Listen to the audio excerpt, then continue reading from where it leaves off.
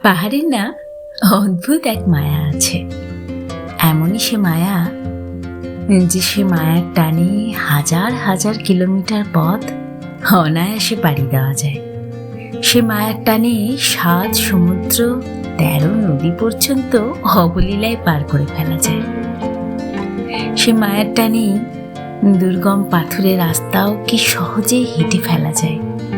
সে মায়া চরম বস্তুবাদী মানুষকেও প্রকৃতিপ্রেমী করে তুলতে পারে, ঘোরতর সংসারী মানুষকে করতে পারে ঘর ছাড়া। আর সেই মায়ায় বাধা পড়েই তো বারবার আমি ছুটে যাই পাহাড়ে। নমস্কার, আমি সুমনা। আপনারা দেখছেন আমার চ্যানেল দ্য বহু গাইড। আর এই পাহাড়ের টানে এবার ছুটে গিয়েছিলাম উত্তরাখণ্ডে। বিগত কয়েকটি ভিডিওতে আমি আমার সেই উত্তরাখণ্ড ভ্রমণের অভিজ্ঞতায় আপনাদের সঙ্গে ভাগ করে নিয়েছি। আজ বলবো আমাদের 6 রাত 7 দিনের উত্তরাখণ্ড ভ্রমণের শেষ দিনের গল্প। তাহলে বরং শুরু থেকে শুরু করা যাক। দিনটা ছিল 11 এপ্রিল 2025, শুক্রবার। ঘুম ভাঙার পর রুমের দরজা খুলে দেখি অসম্ভব সুন্দর এক ঝলমলে সকাল অপেক্ষা করছে আমাদের জন্য। তাই সোনালি রোদ্দুর গায়ে মেখে হোমস্টে লনে বসে গরম গরম ম্যাগি খাওয়ার লোভটা সামলাতে পারলাম না। ঠিক ছিল সকাল সকাল ব্রেকফাস্ট সেরে তৈরি হয়ে একেবারে ব্যাগপত্র নিয়ে বেরিয়ে পড়বো আমরা। গন্তব্য আবার সে ঋষিকেশ। সারিগ্রাম থেকে ঋষিকেশের দূরত্ব প্রায় 200 কিলোমিটারের কাছাকাছি। কোথাও না থেমে একটানা গেলেও প্রায় দুপুর বিকেল হয়ে যাবে।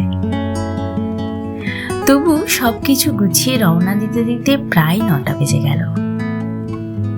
আসলে মাথা বলছে এবার তবে যেতে হবে, কিন্তু মন বলছে আর একটু থেকে গেলে হতো না।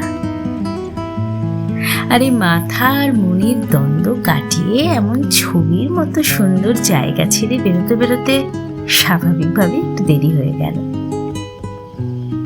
তবে প্রকৃতির বোধহয় অন্য কোনো পরিকল্পনা ছিল।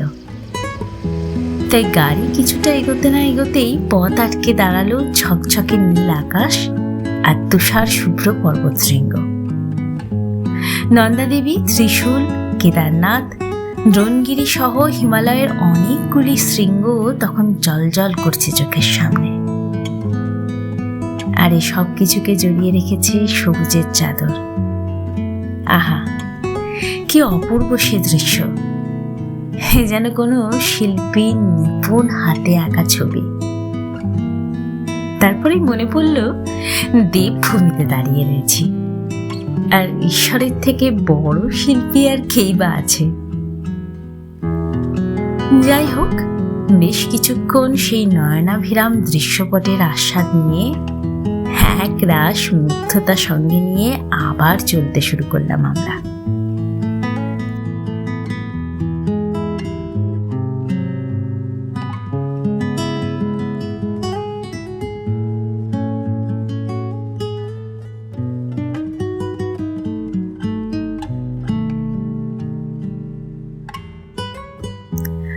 ঋষিকেশ পৌঁছাতে পৌঁছাতে প্রায় 2:30 বেজে গেল। এদিকে খিদে তখন পেটের নাড়ি ভুড়িও হজম হয়ে যাওয়ার জোগাড়।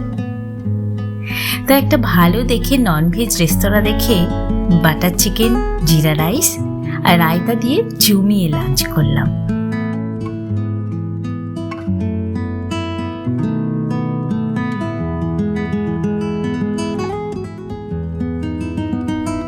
আমাদের ইচ্ছে ছিল ফেরার দিন ঋষিকেশে গঙ্গার ধার ঘেঁষা কোনো হোটেলে থাকবো।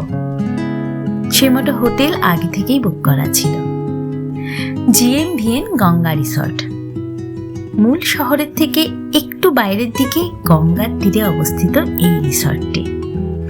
GMVN Ganga resort, Garhwal Mondal Vikas Nigam Ganga resort. যেমন সুন্দর রিসর্ট, তেমনই সুন্দরের অবস্থান। রিসর্টের একদম সামনে দিয়ে বয়ে চলেছে গঙ্গা নদী। অনেকটা এলাকা জুড়ে অবস্থিত বিশাল বড় রিসর্ট। রিসর্টের সামনে রয়েছে এনাদের নিজস্ব ঘাট। রিসর্টের বাঁ দিকে রয়েছে জানকী সেতু, আর গঙ্গার ওই পারে দেখা যায় সবুজ পাহাড়। ভালো করে লক্ষ্য করলে দূরের পাহাড়ের গা ঘেঁষে বিটেলস আশ্রমের ছোট ছোট গুহাগুলো চোখে পড়ে। রিভার রাফটিং থেকে শুরু করে সন্ধ্যার গঙ্গা আরতি, এখানে আপনারা সবকিছু উপভোগ করতে পারবেন। সব মিলিয়ে এক কথায় অসাধারণ। আর এই অসাধারণ অনবদ্য সৌন্দর্য উপভোগ করার জন্য রিসর্টের সামনেই রয়েছে সুসজ্জিত বসার জায়গা। এতটাই সুন্দর করে সাজানো সবকিছু যে এখানে বসেই সারাটা দিন কাটিয়ে দেওয়া যায়। রিসর্টের বাইরেটা যতটা সুন্দর, ভেতরটাও ততটাই সুন্দর আর পরিপাটি করে সাজানো। রিসর্টে একতলায় রয়েছে রিসেপশন, একটি ওয়েটিং স্পেস, রেস্টুরেন্ট আর গুটিকত ঘর। সবকিছুই একদম নিখুঁতভাবে সাজানো গোছানো।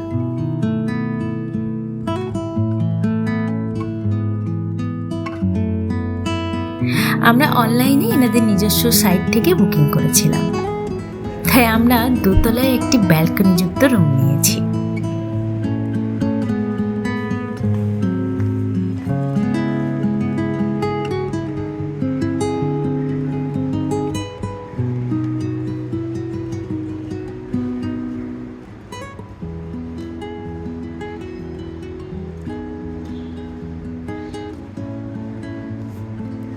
এই হলো আমাদের রুম নাম্বার 210।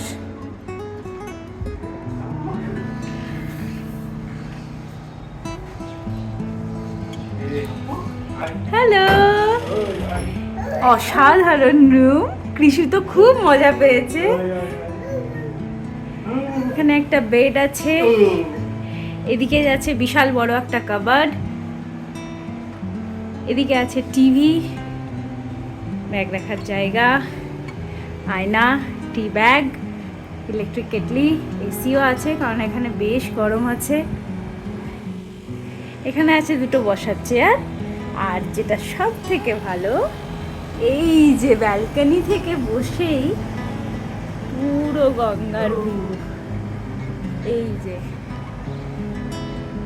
এখান থেকে বসে বসেই আপনি সুন্দর গঙ্গা দেখতে পারেন। এক কাপ চা নিয়ে সন্ধেবেলা বা সকালবেলা সুন্দর সময় কাটিয়ে দেওয়া যায়। দারুণ রিসর্ট, দারুণ, খুব সুন্দর, খুব ভালো লাগলো। আজ আমাদের ট্রিপের শেষ দিন। আমরা চেয়েছিলাম একটু বেশ আরাম করে থাকবো, খুব সুন্দর ভিউ হবে রুমের সাথে, রুম থেকেই দেখা যাবে এরকম। তো একদম সেই রকমই মনের মতো পেয়েছি আমরা। দারুণ দারুণ রুম তো, তাই না? আর বাথরুমটা একবার দেখে নি। এই যে বাথরুমটা সুন্দর, খুব পরিষ্কার পরিচ্ছন্ন, একদম ঝকঝকে টকটকে, খুব সুন্দর।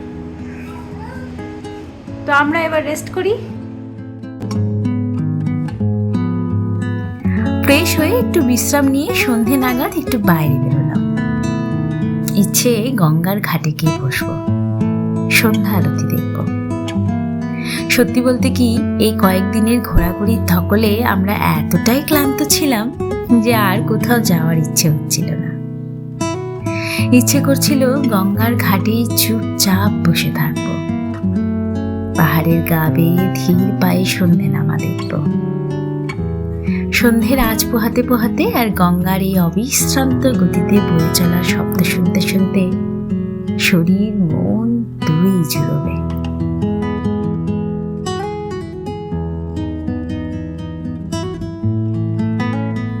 হলো তাই। গঙ্গার ঘাটে গিয়ে দেখি অপূর্ব এক সন্ধে অপেক্ষা করছে আমাদের জন্য। সে সন্ধে অকারণ ব্যস্ততা নেই, কোথাও পৌঁছাবার তাড়া নেই, সময়ে কাজ শেষ না হওয়ার চিন্তা নেই, না বলা কথার বোঝা নেই, লোকলজ্জার ভয় নেই। আছে শুধু এক অবিশ্রান্ত লয়ে বয়ে চলা নদী, ঘর ভিত্তি পাখিদের কিচিরমিচির, ধীর পায়ে হেঁটে চলা মানুষের গুনগুন, ঝিরঝিরে হাওয়া এবং সেই হাওয়ায় ভর করে দূর থেকে ভেসে আসা ঈশ্বরের ভজন। আর আছে বিগত কয়েকদিন ধরে একটু একটু করে জমা করা এক রাশ অপার্থিব ভালো লাগা। গুটি গুটি পায়ে এগিয়ে চললাম তিনজনে। সেই শান্ত স্নিগ্ধ সন্ধ্যায় নদীর তীরে তখন কত শত মানুষের আনাগোনা, তাদের কত রকমের কাণ্ড কারখানা। দেখতে দেখতে কখন যে সেই অগণিত মানুষের ভিড়ে আমিও হারিয়ে গিয়েছি বুঝতেই পারিনি। সব থেকে ভালো লাগলো দেখে যে আমাদের সাথে কৃষুও সমানভাবে উপভোগ করছে সবকিছু। অবাক চোখে দেখছে এই নীল গ্রহের নীলিমা।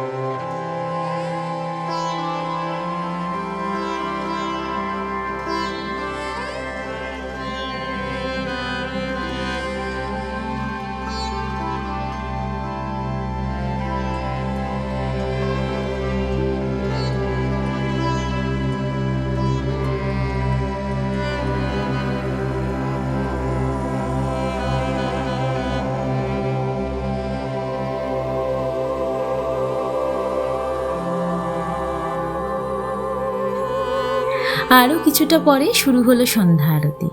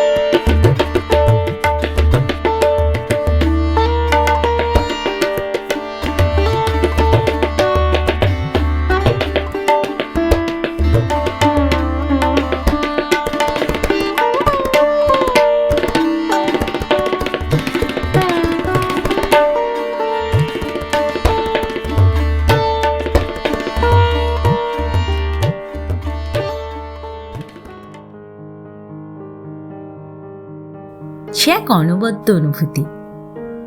দেখতে দেখতে সময়ের হিসেব থাকে না, দেশ কালের হুঁশ থাকে না, থাকে শুধু সেই এক আর অদ্বিতীয় পরমেশ্বরের উপস্থিতির উপলব্ধি। আরতি শেষ হওয়ার পরেও অনেকক্ষণ বসে থাকলাম নদীর ধারে।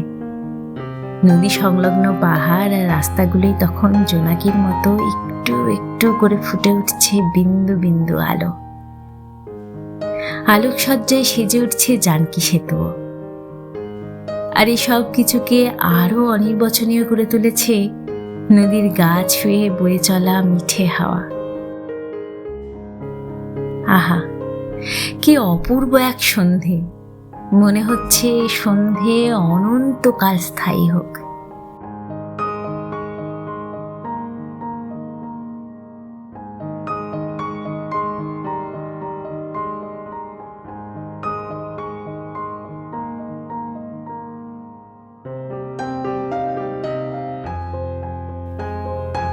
রাতে ডিনার সারলাম রুমে বসে। এখানকার খাওয়া দাওয়া এবং রুম সার্ভিস খুব ভালো। এখানে কিন্তু মূলত ভেজ খাবারই পাওয়া যায়, তাই আজকে আমরা মেনুতে অর্ডার করেছি ভেজ পোলাও, তাওয়া রুটি, আলু পনির, শাহি পনির আর লাস্টে ডেজার্টে গরম গরম রসগোল্লা।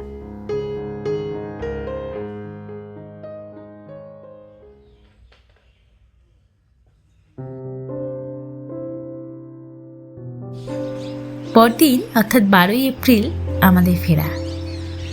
তাই ঘুম ভাঙতেই কোথা থেকে যেন এক পশলা মন কেমন এসে ভিজিয়ে দিয়ে গেল আমায়। বাইরে বারান্দায় গিয়ে দেখি আকাশেরও মুখ ভার। শুধু আকাশ কেন, সব কিছুরই যেন মুখ ভার। পাখিদের কিচিরমিচির, দূরের ধূসর পাহাড়, গঙ্গার জল, সব কিছুতেই যেন ও অনর্থক বিষণ্ণতার ছাপ। তবু ফিরতে তো হবেই, তাই অগত্যা বিষণ্ণ মন নিয়ে গুছোগুছি শুরু করলাম।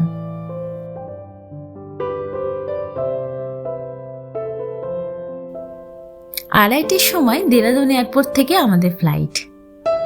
রাস্তাঘাটে সপ্তাহান্তের পর্যটকদের ভিড় এড়ানোর জন্য একটু আগে ভাগেই বেরিয়ে পড়লাম ঋষিকেশকে বিদায় জানিয়ে। সঙ্গে রইল শুধু এক ব্যাগ ভালো লাগা। ভালো লাগা অচেনাকে চেনার, অজানাকে জানার, ভালো লাগা নিজেকে হারিয়ে আবার নতুন করে খুঁজে পাওয়ার, ভালো লাগা প্রকৃতির খোঁজে বেরিয়ে এক দেবভূমিকে ভালোবেসে ফেলার। এখনকার মতো এখানেই শেষ করলাম। আবার ফিরবো নতুন কোনো শহরে, নতুন কোনো গল্প নিয়ে। সবাই খুব ভালো থাকবেন, খুব আনন্দে থাকবেন।